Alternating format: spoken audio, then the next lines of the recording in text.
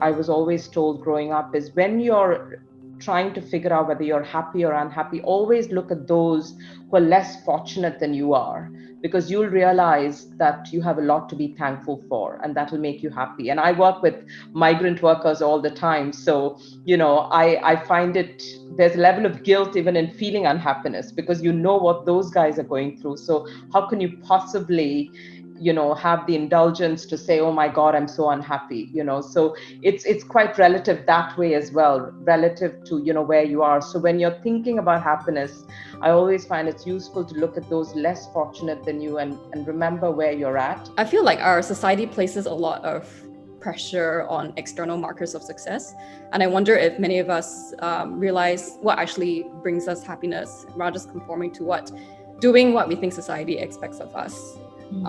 And there's also studies that show that happiness is really more our state of mind and how we perceive our world, rather than our actual life circumstances. Has our society trained us to find happiness in the wrong places? And what can we do about it?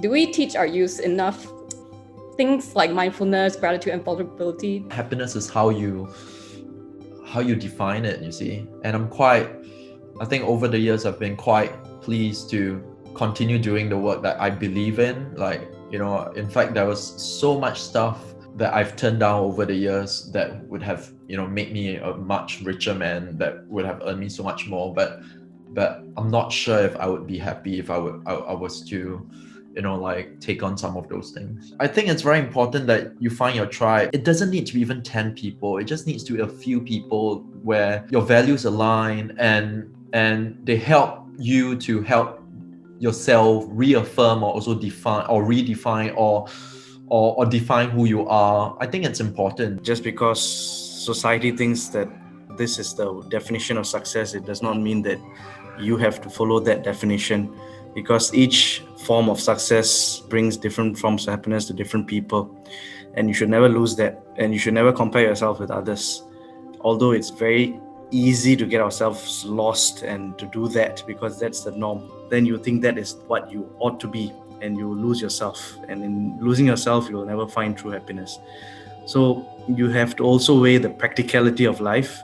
You need to feed your family, you need to feed yourself. Rising cost of living, getting a home, taking care of medical fees. You cannot always go in pursuit of passion and give up practicality. So you need to have a balance, but never lose the values that define you, and never let other people define what is success for you. Just because we enjoy doing something that might give us happiness, it does not necessarily means that the end product might be what society deems to be successful. The end product might just be average in what everyone else sees it at. But I think what keeps us going is that we ourselves must have this awareness or this assurance to know that, hey, that is good enough.